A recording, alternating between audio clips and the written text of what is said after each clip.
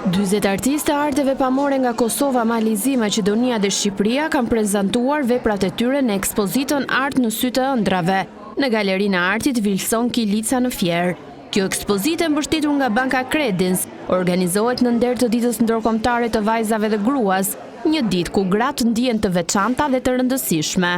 Secila prej tyre në mediume nga më të ndryshme si piktura, skulptura, keramika, grafika e fotografia, sillin mes shumë sakrificave një përvojë të çmuar, duke përkufizuar kështu edhe një nga qëllimet e artit, të krijojë ura bashkëpunimi mes artistëve, aq sa edhe të vetë kulturave. Ekspozita Art në sy të ëndrave mbështetur nga Banka Credins përcjell një mesazh të fuqishëm mbi rolin dhe rëndësinë e vajzës dhe gruas në shoqëri.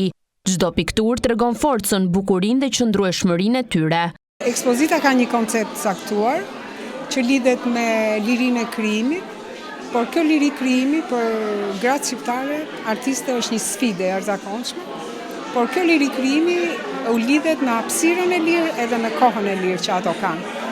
Ky ishte mesazhi për ta dhënë në këtë mars të 2025. Ajo që na ka bërë shumë përshtypje është ndihmesa ose financimi që na dha Credins Bank, e cila sa kam parë dhe sa kam ndjekur, ka bërë një punë të jashtëzakonshme për të mbështetur kulturën shqiptare. Në këtë rast na mbështeti dhe ne grave shqiptare artiste, dhe që ndodh për herë të parë.